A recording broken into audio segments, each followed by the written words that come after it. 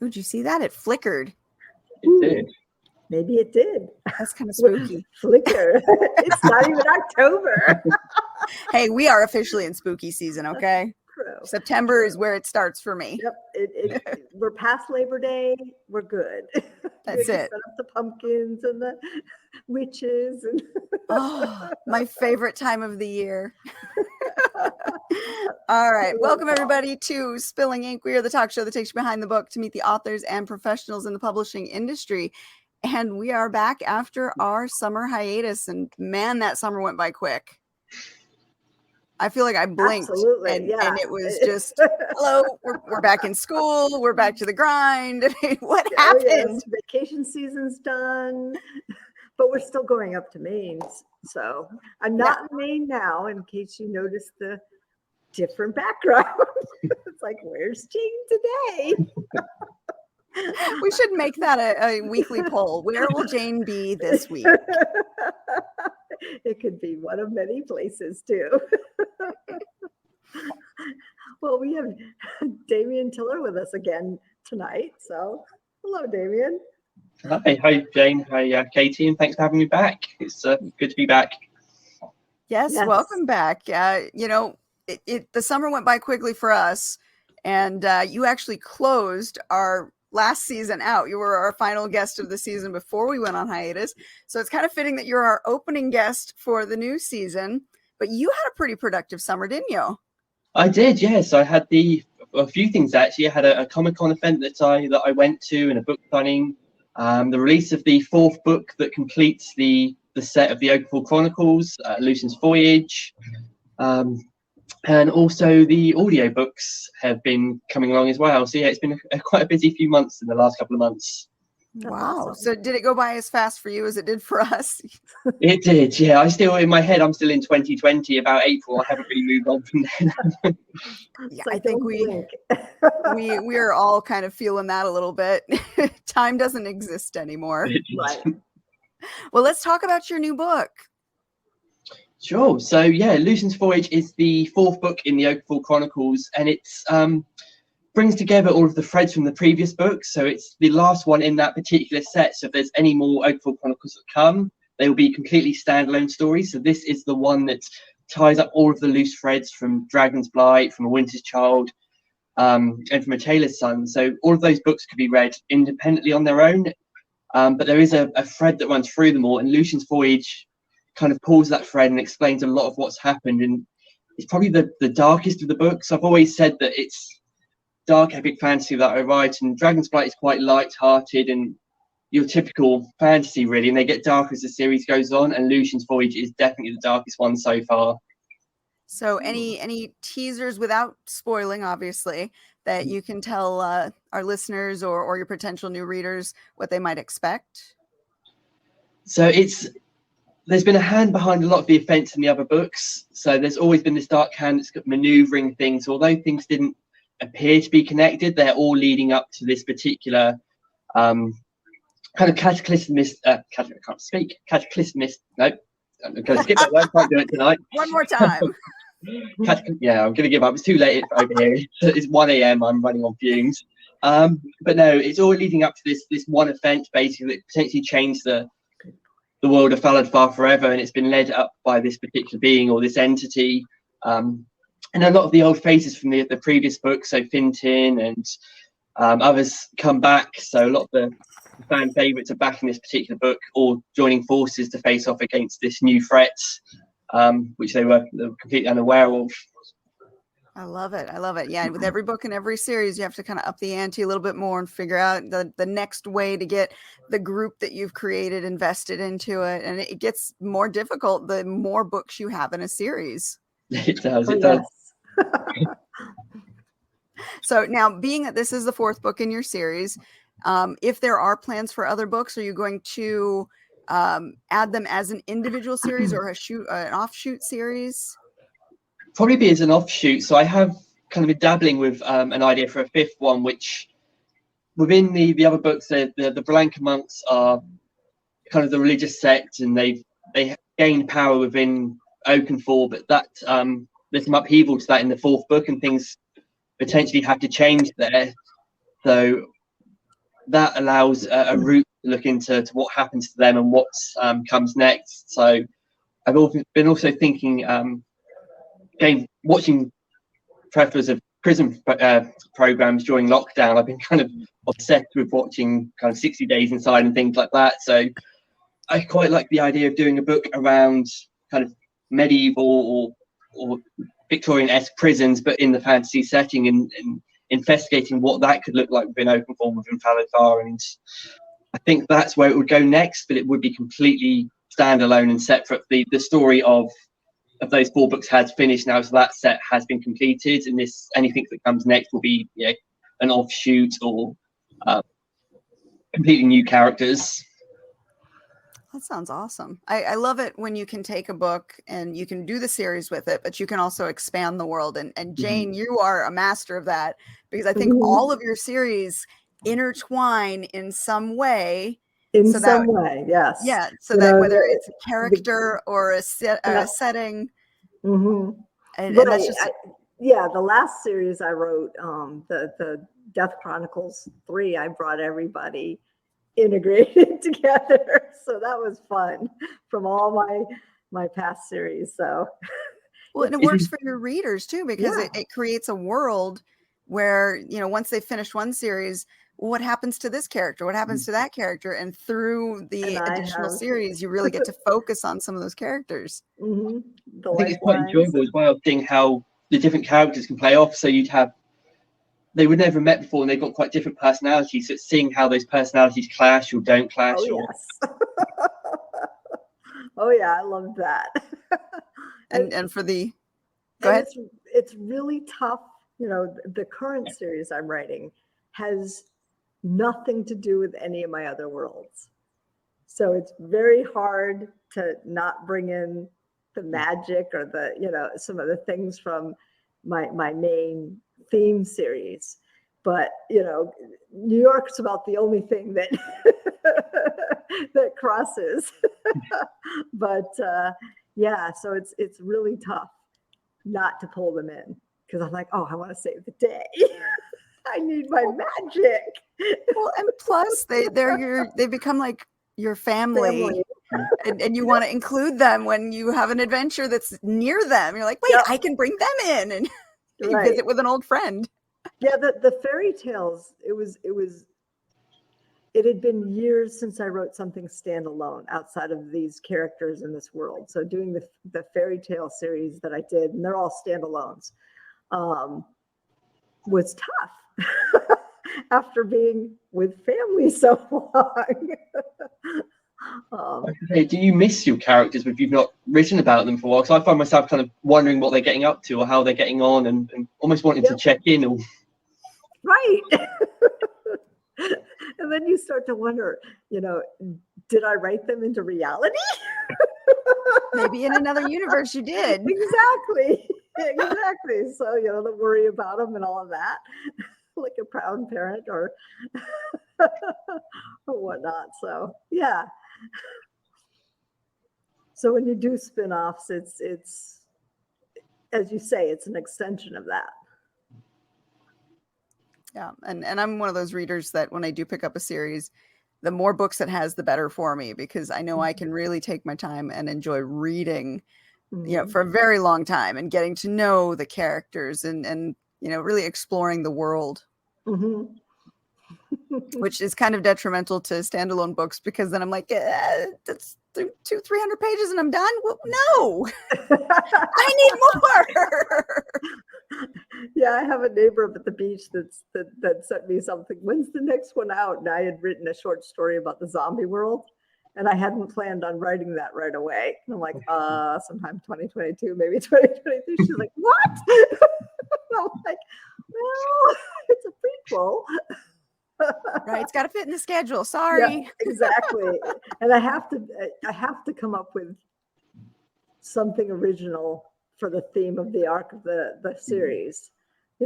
We've all been saturated with The Walking Dead and all the spin-offs of The Walking Dead. So now I have to come up with something new and and different, and just not, zombies eating brains. So That's the rub here. It's like, okay, I have an idea, and I'm like, oh, I don't know if it's been done too much. So have to let it bake for a little bit. Well, just remember like that every story, it's like a fine wine. well, and you got to remember every story has already been written. It's your unique twist that gives it life. Right. Exactly. It's just I have to think of a twist. There you go. There you go. You know, You'll come up with something. I know you will, because you are such a prolific writer. You make me look like a snail when it comes to writing. One day she tells me I've got an idea. The next day she's like, yeah, I'm 20,000 words in. It's like, yep. What? How do you do that? Well, yeah. How about you, Damien? How's your writing schedule working right now? Are you working on anything off the side, or? Not really. So I've made a very small start into this 5th book. I'm probably only about 5,000-6,000 words into it. Because of the day job and things like that, I'm quite a slow writer, and because I go on the journey with them, I have to wait for them to actually do something for me to write, and if they're not doing it, then I can't write it, which is a little bit difficult. But no, for now it's just I'm working on getting the audiobooks done for the first 4, and then hopefully release this new standalone one maybe sometime next year is the goal. Now, how the audiobooks working for you? Are you going through ACX? Are you doing a specific narrator? So yeah, Alan Turton is the narrator. So he narrated Dragon's Blight for me, the first one. And it kind of made me, we had the sample. You did, and it made me fall back in love with it, hearing him bring the characters to life and things. Really, from hearing that first one, I decided he was going to do all of them. So he's released, Taylor's Zombie released on the 2nd of August. So the second one's now an audiobook. And as of this week, actually, I received the first 15-minute sample of him starting work on A Winter's Child. So we should hopefully have that out at the end of October. And then the goal is to get the 4th one out, hopefully just before Christmas, so we can have all 4 this year for people to get before the end of the year. Do you ever get that feeling when you're listening to the narrator, doing their part and giving voice to your words? We're like, oh my God, I wrote that. Holy crap. Yes, I have moments like that too. It's such a surreal feeling, and at one point you're amazed, at the other point you're kind of humbled in a way too, because like, oh my goodness, this is, at least for me, when I see other authors, I put them on such a high pedestal. My favorite authors, the ones who I will buy their book instantly, without having to look at a synopsis or plot line. Mm-hmm. And then to think that you could be there. Your book could be that for somebody else. Oh my goodness. Mm-hmm. And I think that's one of the best things I love about writing, is to receive those reviews or fan comments and things like that. It's knowing someone's enjoyed what you've done. There's not a better feeling. For me personally, I don't care how many the sales figures and sales numbers. That's obviously important and good, but it's having that review and that comment that trumps that every time. Oh yeah, I totally agree there. Now, speaking of that, because being an indie author, we've got to do all the legwork. We've got to get the book out there. We've got to, get as many reviews as possible. And we've got to set up all the marketing campaigns. So how did your launch for this new book take place? What did you set up, and how has it been going? See, I can't talk either. Yeah. So I to be honest, not done too much yet. It's a bit of a soft launch at the moment, because I've got another Comic-Con event coming up on the 2nd of October. So it's Exeter Devon Comic-Con, so it should have about 8,000 people going to that, and that's going to be kind of my launch event. So that'll be the big event with new banners, and we're selling and signing books there and things like that. So that will be the actual, although it's published already, that will be the official launch, and hopefully it will be the major kickoff. So for now, it's just a few Amazon ads and Facebook ads and things like that, just to try and drive a little bit of interest in it. While I still focus and stay on the audiobook and things like that. So it's a little bit slow, but I'm happy with it for now. Okay. And as far as going out and trying to get reviews, do you have blogs that you target, or certain people that you send out books to? So I've got a few people that I send out to kind of ask reviews and things like that, to review it and comments. Other than that, it's kind of newsletters and things like that. I am struggling a little bit with reviews, and I think that's why I value them so much. I'm doing quite well on sales, but trying to get people to come back once they've read it and leave a review is always the biggest challenge. And it can be frustrating sometimes when you, because especially on Amazon, there's some reviews that people will just buy, and there's websites that you can go to get fake reviews. And there's some authors that I'm aware of who aren't selling particularly many copies, but are getting more reviews and things. So it's always a little bit frustrating that they're kind of hedging their bets a little bit and not playing the game properly. How about sites like Goodreads? Do you use them at all? I do. I use Goodreads. I'm on Goodreads and BookBub and other things like that to reach out to people. Okay. And I know last time we talked, you had mentioned Courtney Cannon Yes. as one of the marketing resources, and we love her. She's always got excellent tips and tricks, and her campaigns are always very reasonably priced and do well being a reasonably priced advertising campaign. So was she part of your launch strategy as well? She was, yes. Yeah, I'd arranged for a 2-week window with Courtney where she helped on that soft launch and reaching out in newsletters and things to drive those initial pre-orders to make that initial launch a success. So yeah, I always rate Courtney, and anytime an indie author contacts me to say kind of how do they start up or who do they need to speak to or what do they need to do, Courtney's always one of the first people that I point them towards, because for me personally, even in the last few years, back to kind of 2019, my goal was if I got one book sold a week, I was happy back then at one a day. That's what I was aiming for, and that was incredible. And then last year, it kind of 1 or 2 a day rather than 1 or 2 a week. And with Courtney's help, that's now, if I kind of do less than 3 a day, that's a terrible day. It's that the support that she gives you to help you get to there. So yeah, she's definitely someone to work with to be successful with. She is, and she's on my list as well when it comes to clients that ask me for the marketing side of it, you know, what to do if they have a book that's in her genre that she supports. She's the first person that I send people to, because she does know that side of it. And you do need somebody who knows the genre, knows the market, to help guide you to find the right solution, because you can go broke very quickly on the marketing side without making sales if you don't know what you're doing. Right. And what genres does Courtney usually support? Most of the popular ones right now: urban fantasy, paranormal romance, high fantasy, sci-fi, speculative fiction, steampunk. She really hits a lot of the popular genres. Okay. And she does a lot of book builder events, newsletter builders, things like that. And they're usually reasonably priced. I think everything's within like $5 to $25. So it's affordable for indie authors, which is important because, again, as the indie, you do everything. That includes paying for covers. It includes paying for editing and paying for formatting if you can't do it yourself. There's a lot of things that the indie author has to pay for. And at the end of it, if they haven't budgeted for that marketing, you know, what do you do? Right. Exactly. That's one of the most painful things when you're watching the author forums and you see a new author coming up and releasing their first book, and there's normally comments like, I haven't got any money for advertising, but what do I do? And it's like, you need that budget for advertising. That's what will get your book in front of people. But right. That's how good your work is. If people don't see it, they're never going to read it. Yep.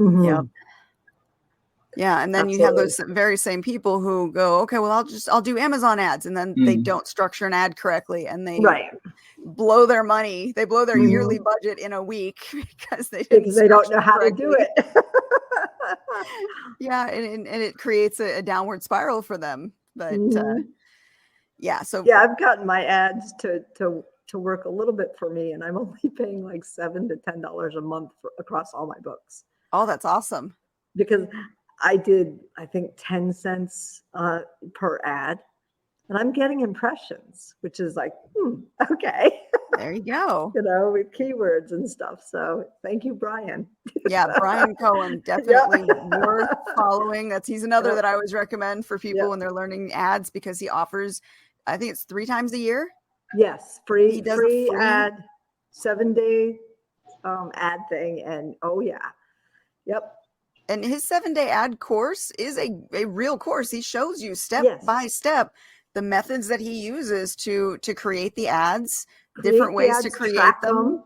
And track them, and you know what things to ignore. and what things like the Amazon ad dashboard is like useless in some cases. It shows you impressions and clicks, but everything else is suspect. So it shows you how to really show your return on investment. So it's a good course. So, Yep. And it's necessary because, again, we spend so much money producing the book. There's not always a lot left over. I mean, the higher you bid, the more visibility you get, but also the more, eats into your pocket and your profit. Well, and not every click is going to equal a Right. sale. So if you're spending Exactly. $1 per click Right. and you're not getting any back, you're already in the hole. And if you're Right. spending more per click than you would get for your royalties, Right. you're again in the hole. Right. There's so many Exactly. factors to consider. Exactly. So, the steady low bids, getting your impressions out there, I think the standard is if you see something like 10 times, then you'll react to it. So it's usually not the first time, but seeing it over and like, oh, okay, well, that's interesting. Let's check it out. Just on the mentality of the advertising. So Just another thing we have to learn. yeah. Wear so many hats. I do find it amusing sometimes. I don't know if you've had it where you'll be watching a video on Facebook or something, and one of your adverts will come up in the middle of the videos and things like that. So you're within the target market. I've had that a couple of times where I write fantasy. Obviously, I'm a big fan of fantasy, so I'm within my demographic of readers. Yeah. Occasionally, I've been watching videos for different things, and my adverts come up, which is always it's interesting and nice, but at the same time, it's like I've just paid for that. Yeah. Well, only if you click it. True. Right? If you just see it, yeah. Then you know it's working. I like that. Yes. I like that. Yes. I haven't seen my ads, probably because I don't have my other books as keywords. So and I usually have ad blockers on, so I rarely see ads. Right. Exactly. I run ad blockers. I've got my VPN running. Yes. Oh yes. You've got to keep. So let's talk about the different subject. Let's talk back about books again. Yeah. Let's get away from advertising. Let's talk about going to Comic-Con or the other places that both of you have gone this year. You've both gotten out and joined in the book. Join the real world again. Yeah, book marketing world. Let's talk. It's a marketing thing. So tell me about it. How did it go? Yeah, so for me, Brighton was kind of a big first in many ways. So it's my first Comic-Con event I've ever gone to. And also it's the first thing I've really done since going into lockdown and COVID. So it was, there's a lot of apprehension going into it and kind of a lot of unknowns to prepare myself for. But it was in Brighton, which was it's quite a big town in the UK, on the seaside town, basically. I think it did quite well because it was one of the first big events as well after lockdown. So there was a lot of people that were desperate to get out to start enjoying life and doing things again. So yeah, myself and my girlfriend went down there, and the night before we stayed in a hotel to make sure we were there nice and early and set the stall up and things. But the COVID controls we had in place were really good because it made sure that everyone was safe. So we had the tables between us to keep the 2-meter distance. We had alcohol wipes on the table and alcohol gel for people to use it. So anytime someone used a card reader, we wiped it down and kept it clean. We wiped the books down when people picked them up to read them, to just prevent it. And obviously we did a peak flow test before and after to make sure we'd kept safe. But the event was really busy. There was probably a good few thousand people came through, and for me it was a good experience to meet different fans and actually talk about the book face to face and find out kind of the questions that the fans were asking, and having a chat with them and getting to sign some and sell some copies of the books was really exciting. And yeah, I really enjoyed it. So I've already signed up, as I say, for October with the same company. So they're doing another one down in Exeter. So I'm going and joining them on the 2nd of October down for the Devon Comic-Con as well. So it was, it's good. So now being your first Comic-Con ever, right? It was first ever. Did it meet your expectations? It did. It was. I was a little bit. Well, I went in incredibly apprehensive and nervous and panicky, and I walked up to the building not really sure what to do. I had a bag full of stock and my banners and flyers and giveaway things, and walked up to the security guard. I was like, I'm here to set up my store. What do I do? So we got the table ready and things, and then there's other people milling around, and just sat and talking to a guy on the next table next to me as he was setting up, and he was actually the Red Power Ranger who. Okay. Yeah. It was kind of quite surreal talking to him, not really knowing who he was. He's saying it was my first time. I'm a bit nervous. Any tips for what I need to do? And he's giving me some information. And then someone walked over, was like, "You know who that is, don't you?" And I'm like, "Not a clue." That's the Red Power Ranger. So yeah, it's a bit surreal to be sitting next to, because you don't see the Power Rangers faces. They're all exactly.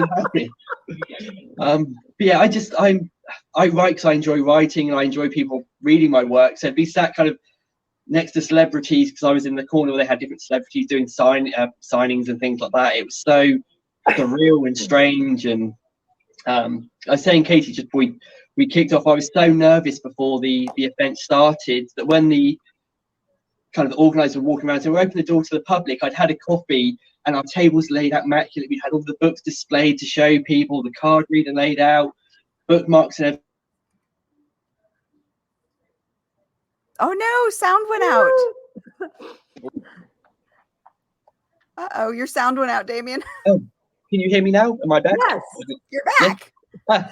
So what happened? We're like, they came in and then you're talking. Just building the tension intentionally.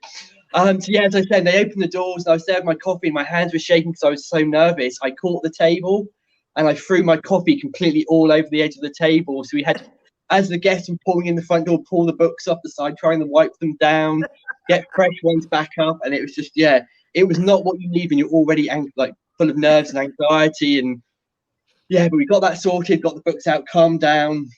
And yeah, people started mulling around and just looking at different stalls. And then, yeah, started having a chat with some of the people that came over. And it took probably a good hour and a half of the anxiety to ease off. And it was a mix of the anxiety from never doing an event like this before, not really knowing what's expected of me or what I should be doing. And then it being the first thing since COVID as well. And I've got used to dealing with people through screens and things like that. But actually having to speak to someone who stood there in front of me was quite strange. Right. Did you see anybody dressed up in cosplay? Yeah, there was lots of people in cosplay. They had kind of cosplay competitions, and we were quite fortunate as well. So to the left of us, they had a big green screen, and the photographers, so all of the cosplay people were going to this green screen to have their photos taken and being kind of the background superimposed and things. So we got to see pretty much all of the cosplayers come through, which was cool. Which was quite cool. That's so much fun. It was. That's one of my favorite things to do when I'm at a convention and maybe it's slow at our table, is to go out and find people in cool costumes and grab pictures. Mm-hmm. And I usually end up, for like the entire weekend, my Instagram feed is all of the best costumes that I have found each day. Oh, yep, that's true.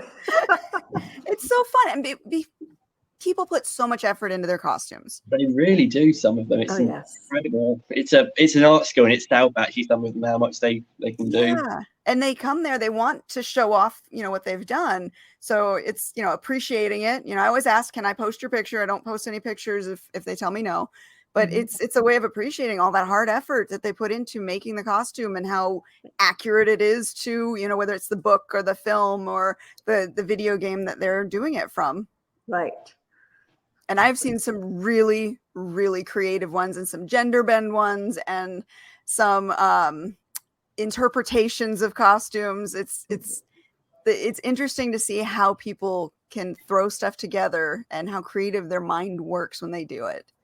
Yes. Some people went the extra mile because we were there for 2 days. We did a Saturday and Sunday event, and some people came on the Saturday in one costume which they must have spent months making and preparing.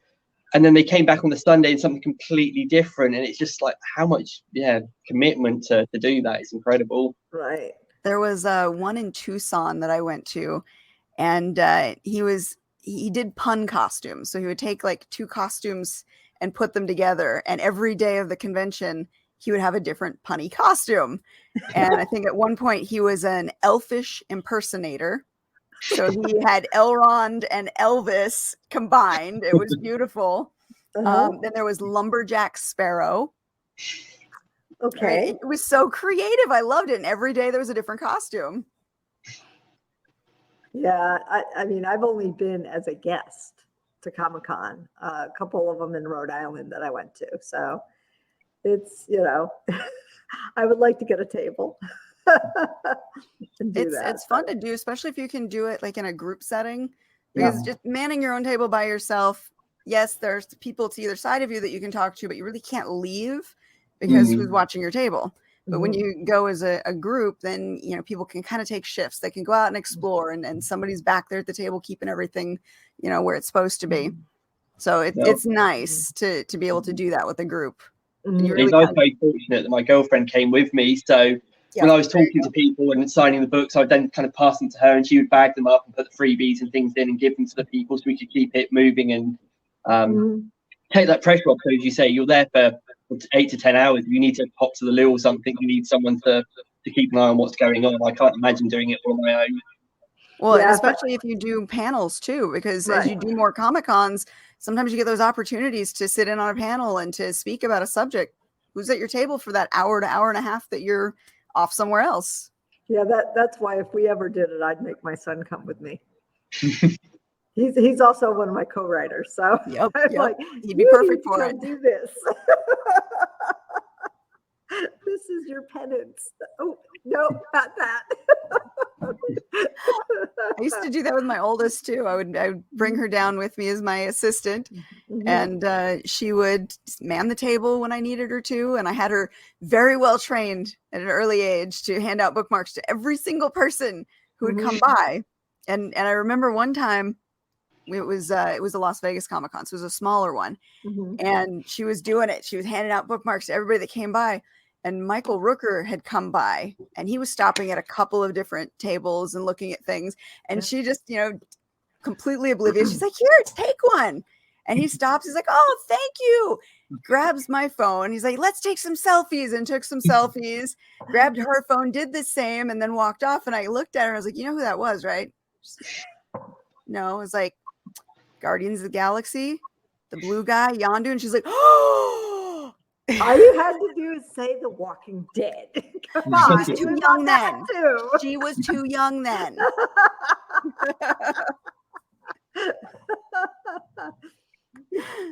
But it was so adorable. She's just completely oblivious, but she was so well trained. Yep. Well, that was kind of cool. Yeah, it was very cool, actually. Yep. We ended up, I told her, I sent her over with a couple of books because I wanted to say thank you when I realized that they charge like $65 for those pictures, especially selfies. I was like, oh my God, take this over, say thank you so much. And she did. Yep. She ran off. She went over there. She came back with 2 signed pictures. And I went, what the hell? She's like, yeah, he said thank you back and gave me these. I was like, oh my God, that is so cool. Yep. Like that, he was just so amazing. It made for a great experience too. We've got those memories now, and it really, like, I don't think I've had a bad Comic-Con experience, even on Comic-Cons where they weren't necessarily lucrative.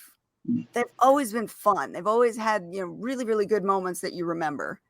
Yeah, being behind a table would probably be much better. We ended up getting a little bit claustrophobic waiting for the Jeffrey Dean Morgan photos, and my son wanted to bail out of it.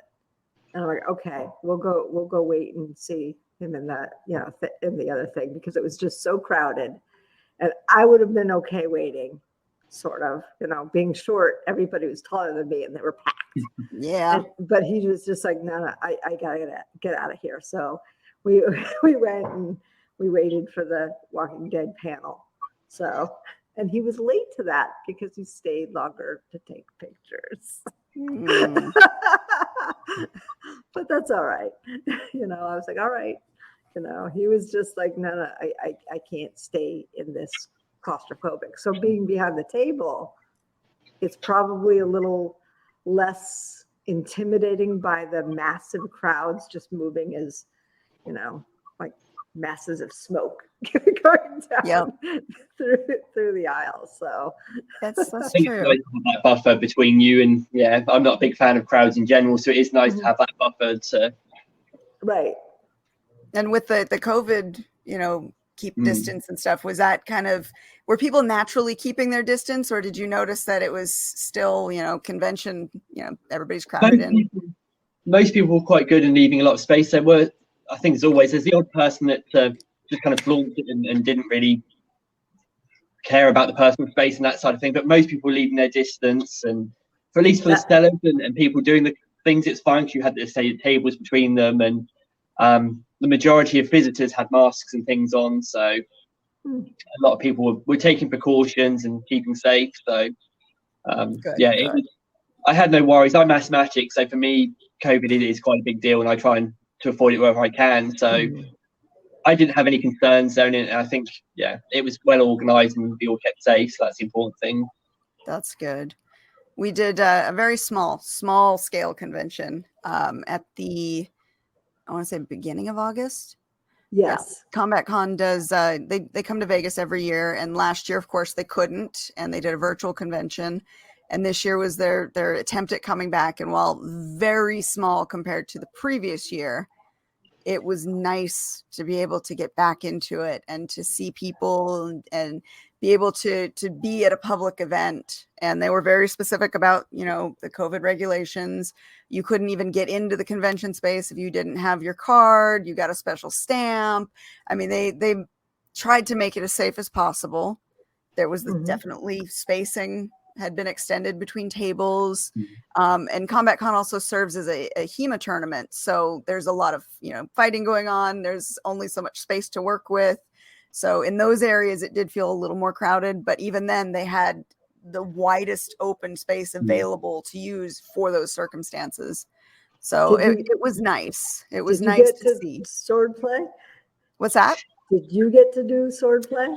I did not this year. I did do a self-defense class, which was it was so much fun. Oh my God, that was the most fun class I think I've ever taken. It was like 3 hours long too. Yeah. And it was it was the most ridiculous self-defense because it was kind of real world self-defense. Where if you're going to be grabbed by somebody, it's not going to be a little polite touch on the shoulder. And we were going like actual grabs and stuff and just cracking up the whole time because we have to get consent every time. So every time we did anything, it was, hold on. Can I grab you? Can I grab you? It became a joke throughout the class. And we're just cracking up the whole time. And I did self-defense and I did knife throwing this year. Okay. Not axe throwing. No, just the knife throwing. Okay. And you have done axe throwing. I have done axe throwing. It's fun. There's an axe throwing place down the road from me that I like to go to burn off steam. But knife throwing is a little more precise. I wanted to really learn that technique. So I did that in between teaching. I think I taught 3 classes this year and then was a part of another panel. So it was pretty busy, but it was much smaller scale and it was just nice to be able to get out. I think that was what I took away from it. I didn't care about book sales or anything. It was like, I can see people again. I can socialize. I'm not in my apartment or my house. Yep.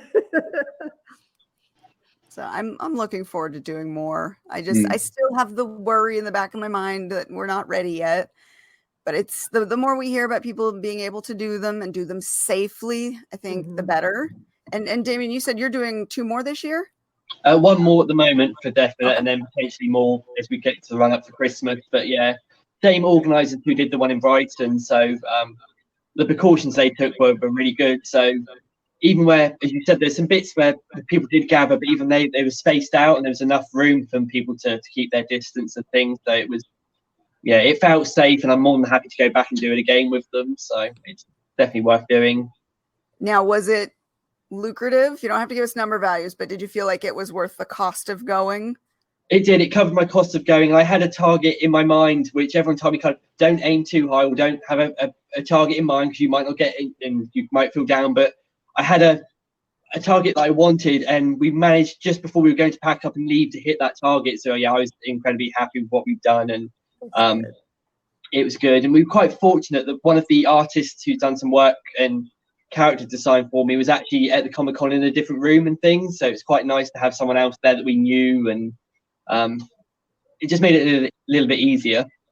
Well, that's perfect. Yeah. And it is a good event for networking too. So you get to see other people who are part of the industry that you work in, you know, artists, other authors, sometimes other publishers, celebrities. Sometimes there's lots of opportunities to really get involved with the industry. There is. So the one I'm going to in October, there's a couple of authors that I speak to via the author channels and things I've never met in person, but we're going to get to see each other for the first time in October. So that'd be quite nice to actually see each other and just put a face to the name and the email address and whatever else. So it'll be good to see. That's awesome. That is. Any tips or tricks for new authors considering going to conventions on what to do now that you've done your first? So I'd say the first thing, I didn't have enough copies of the first book, so I had kind of sets of books. So I had I think it was 50 or 60 sets, but of all of the books. But what a lot of people do, if they haven't heard of you before, they came around and talked about the book, and then they'd walk off. And some of them came back round, it's like, well, we've Googled your reviews on Amazon or whatever, and actually I'm quite interested. But they only wanted the first one just to see how they get on with it, and then they'd look to buy the rest online. So I'd suggest having more of your first one than the later ones, because that seems to be the one that they actually go for. And I was getting a little bit worried towards the end that I was going to run out of stock of the first one, and had all of these extra ones to bring home, which I'm now taking to the next Comic-Con. But I've now ordered a lot more for the second one to ensure I don't run out. Did you do any bundle pricing? I did, yeah. It's I can't remember the exact price now, but I think it was say £9 for each, or you got all free for 15, something along those lines. Yeah. That usually is one of the best ways to try and entice people, and you keep it in simple increments of like single dollar amounts. So if somebody's got a 20 on them, 20 is like the target you want for your price, so that they get the value, but it's also easy for them to not have to run off and go find a cash machine if they don't have a card or whatever. Right. That's one thing. I don't know if it's the same in the US, but we have imagine we've got Zoom card readers that are free to use, and they just take a small percentage of what you take. So I had one of those because a lot of people didn't have cash on them. So if you've got that facility to take a card, that's a big difference between getting that sale and not getting it. So it's definitely worth getting a card reader if you can. Very true. As long as the internet isn't restricted, because I've run into that problem too, where I think it's Phoenix we go to. The vendor hall is downstairs, kind of like basement level, and the Wi-Fi is really spotty there. And I tend to have trouble sometimes getting those card readers to go through. So I always pray to the god of Wi-Fi before I do a sale, hoping it will actually go through.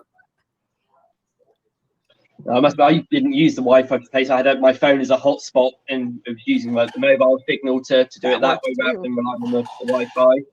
Yeah. Well, now you've got Cash App and Venmo and their instant apps most people have on their phone now too. That becomes yet another way that you can go, okay, well, here's my information. So they're making it a lot easier for mobile vending. Right.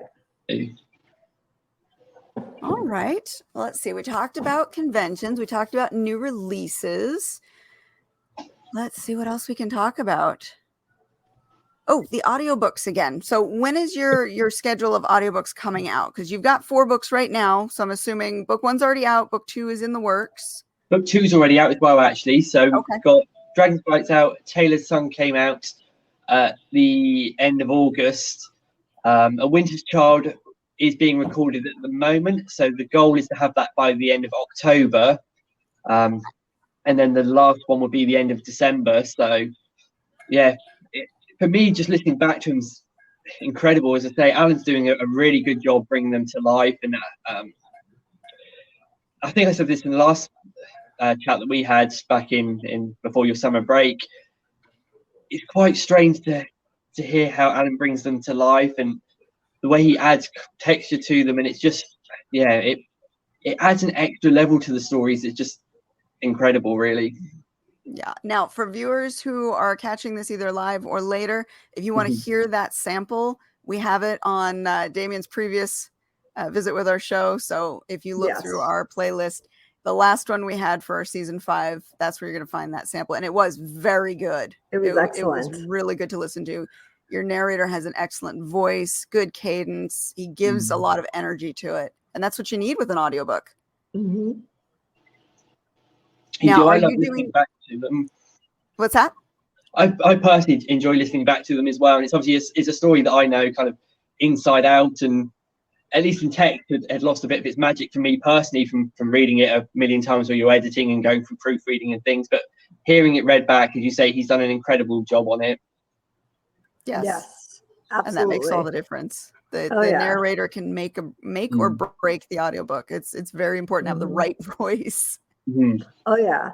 Yeah, I finally got my rights to the Steve Williams books back. Oh, good. And I had separate audio producers for them, for all 6 of them. Now I have one that's going through it. And he's doing Crystal Illusions now. So the first 4 books are out. So I just have Crystal Illusions and Saving Face left. Yeah, now you've been pretty busy too, haven't you? Me? Yes. Well, what's new? That's true. Yes.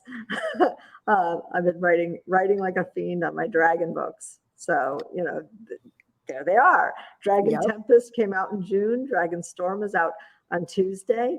And Dragon Dawn is coming out in December. So I'm about 40% through of Dragon Dawn. So I'm excited about that one. Now, I have to ask, though, because we were talking about the audiobooks. Mm-hmm.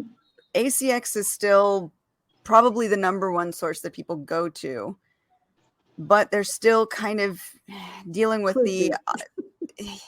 we're still dealing with the Audible Gate issues with them. Mm-hmm. And though it's been quiet on that front, we just did the news with Joe last week on this. Things have been very quiet over the summer as far as the legal battle that they're going through, but they're still getting everything together to make this fight to get Amazon, who owns ACX, to start full transparency, to start paying actually the numbers they tell us they're paying us. Yes. And nothing really has moved forward yet. So has that made you consider other options, or do you still just, I'm going to go with ACX just because it's kind of the easiest source to reach?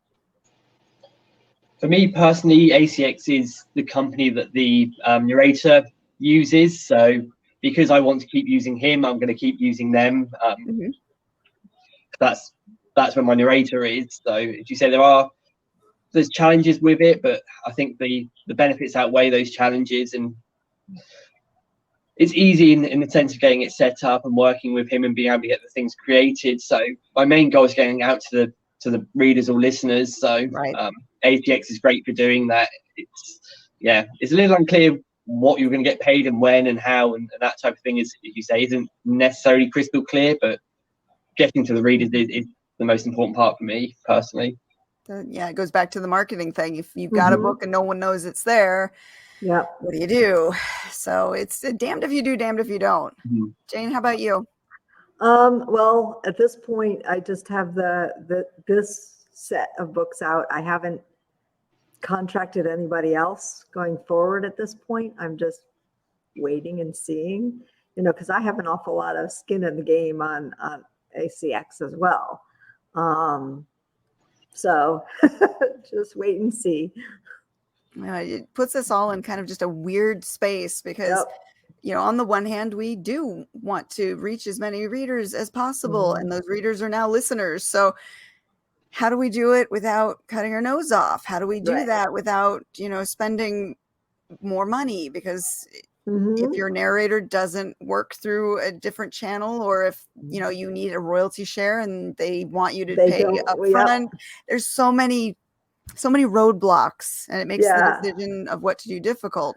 And for me personally, I have just held off on creating any new books until the Audible Gate issue is solved, because I'm hoping at the end of the day that Amazon will do the right thing.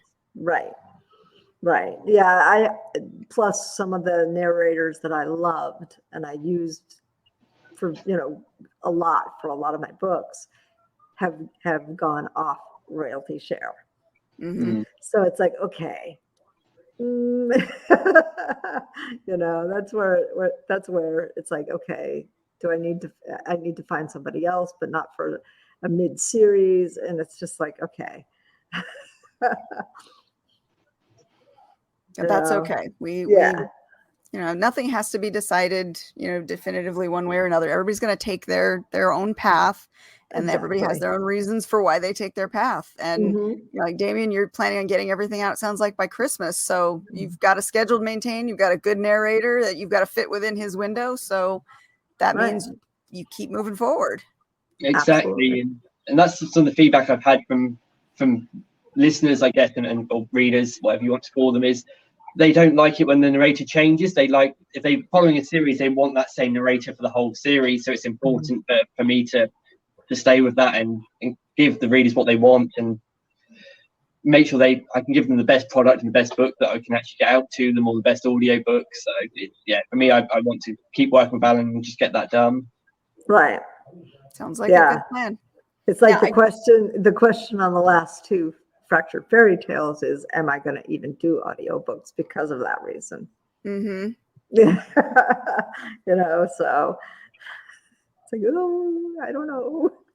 Yep. Like I said, I'm halting for now because I don't think it'll be a detriment at this point to not spend any money going forward to create something if I'm still unsure about the payout. So my cost benefit analysis was holding is better than trying to push forward at this point.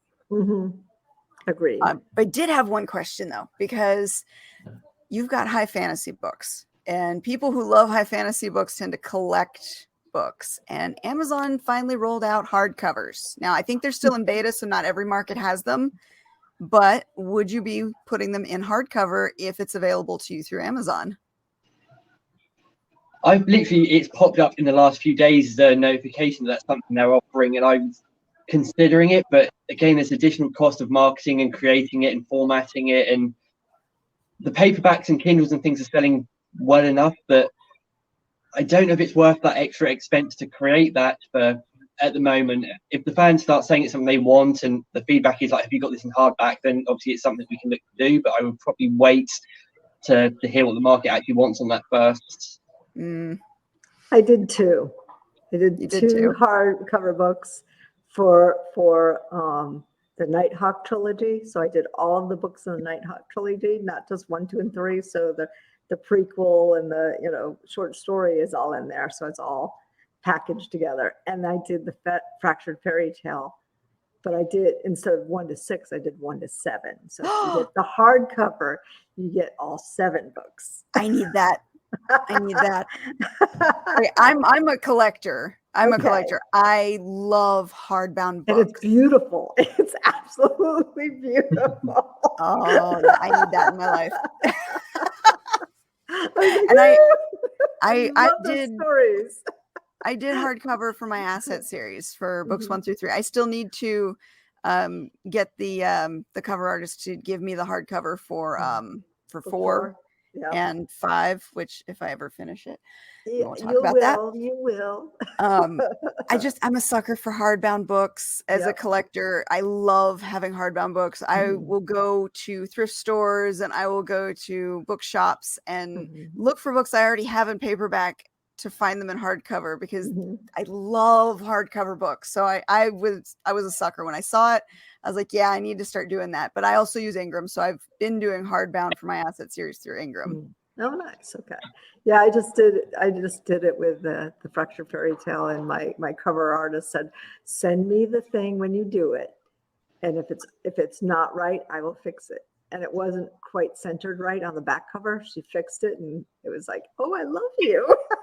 See, that's something to know. The dimensions for the cover on a, let's say, 5x8 book are completely different for a hardbound book of the same size, because there's a fold that you don't see. Yeah, the thing in the yeah. It adds extra dimension to it, so they have to basically shrink it down and then add a border that matches if they're doing it from an existing cover in order to make it fit, because that fold really shifts where everything is. Yes, it does. It does. So, but yeah, it was nice to get that. I was like, oh, this is so pretty. So Jane, do you mind me asking how the hardback compares for you to the paperbacks and Kindles? Have you found that it's actually being successful? I've gotten a few orders, not so much. It was more for, that's why I did the trilogy packs, or the longer books in hardcover, because I wanted to give people a little bit more if they were going to spend more on the hardcover. Not a lot of sales. I think it's more for a vanity thing for me. Honestly. They do create a unique presentation at book events. Yeah. And I won't order, I may order a set of 50 books in paperback to have for my summer when I usually go out and do a lot of conventions. But for hardbounds, I'll buy 3. And I will have just enough copies to bring without taking too much weight, so that there is an alternative option that looks really cool. And sometimes that just draws the eye and gets people to look at it and they go, oh, but you have a paperback, that's cheaper. And then it creates good presentation when you're in person events. And I'm a sucker. I like to have them just for myself. So, and I had to do them a little larger than the paperback. So instead of 9 by 6, I think it was the 10 by 7. Okay. To be able to fit the trilogy and the 7 books in without that would make sense. Exceeding the page limit. So yes, but I was like, I just want to try it. So, and some cover artists are not comfortable with it yet. Some of them are, thank God my cover artist who did Fractured Fairy Tales and the Nighthawk Trilogy was like, yeah, I do. But I have some that say, I'm not doing that yet. They haven't given us a consistent format or a consistent thing that we can really follow. So yeah, and it is a different template altogether. Yes. Yep. Exactly. And the templates at that point were not public. Oh, so you can't do that. Right. Exactly. At that time, they were not public for most people, but some of my cover artists had the inside track, I guess. Well, that's good, because you definitely need it. I've had so many clients that come to me and their cover artist or person they hired to do their cover art just sent them a front, a back, and a spine as individual files. No. And they're like, okay, how do I upload this? And I go, you need a wrap cover. You need it all together in the correct dimensions, counting for the spine width. Go back to your cover artist and get them to do it right. Well, they don't know how to do it. Then you don't have a professional cover artist. Yeah. This is standard procedure. If you're going, if your publisher is, or if your printer's Amazon, you go to Amazon and you get their template based on your page count and size. Yep. If you're going to Ingram, it's the same thing. Page count and size. That's what determines the dimensions of the book. Yes. They should know this. Absolutely. Big red flag otherwise. Yeah. It happens though, but education, people, especially the newer authors, they don't know. It's not easy to find the information. So right. The learning curve's quite large when you first started, with all of the different things that you come across as you're going on that journey. Oh yeah. And some people just kind of push through and they do what they can and stumble, skin their knee and get up and try again. And some people, it frustrates the hell out of them. That's why there's a lot of author service companies out there that charge ridiculous rates for the things that they do. And authors fall prey to that as well. Oh, yes. Yeah. I started to write an article on the cost of publishing, and I found one out there, and I'm like, I'm not going to reiterate it because that was out in May. I was just going to do a blog because I was like, why am I blinking? You have a ghost over there, I swear. Well, I'm not at my normal place. So the Wi-Fi, I switched to the normal one that they told us to. The other one, I hadn't had any issues, but I'm not entirely sure it was valid still. So yes, maybe there is a ghost here. But yeah, so the Wi-Fi, we did this at work when we were on camera and trying to share things. It shut us down. Oh, Both of us. So we had to not go on camera, and share documents during our day job. But of course, that day, I think there were 5 of us working here. oh yeah, that's going to put a strain on the internet. Yeah, exactly. But they just have streaming TV. They don't have cable. So when the television is on, and yes, it's on. Yeah, the bandwidth goes, and that's when I blink out. All right. We are about at our hour. So if anybody's got any final thoughts they want to bring up, anything that we didn't get to touch on while we were talking. The Wi-Fi is censoring Jane. Yes, Anita, the Wi-Fi is the ghost in the Wi-Fi is censoring her. Maybe they have the kid, the kid option on. So yes, because we're babysitting the 6-month-old and the 3-year-old. So had a long day. Outside of my release next week, I don't have much news. That's right. You do have your release next week, Dragon Storm. Yep. And Dragon Dawn will be out in December. And then I'm off to write about vampire huntresses. All right. And Damien, when was your book out? Or when is it out?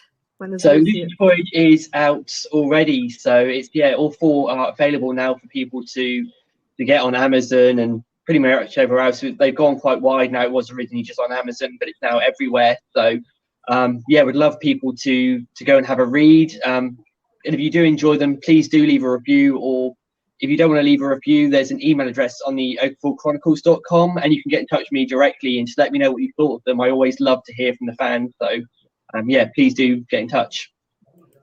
And where can they see you next? So for seeing me next in person would be Exeter Devon Comic Con on the 2nd of October.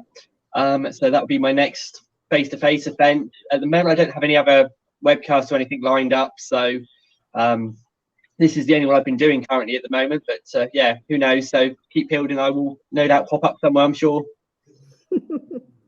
And what about you, Katie? What do you have on the docket outside of crazy editing? Nada. I got nothing. I have got to finish the damn book that I've been saying that I need to finish forever. Yep. I'm not doing a joint project with you until you finish that. Damn you, Jane. So there is my motivation. All right. Hopefully I'll finish it then before the end of the year, because I think we said starting 2022 is when we really wanted to get in on our next project. All right, guys. Well, we will be back next week with another guest that you may remember, but I'm not going to spoil it for you. And until then, have a great week. Everybody enjoy a good read and take care. We'll see you next time. Bye.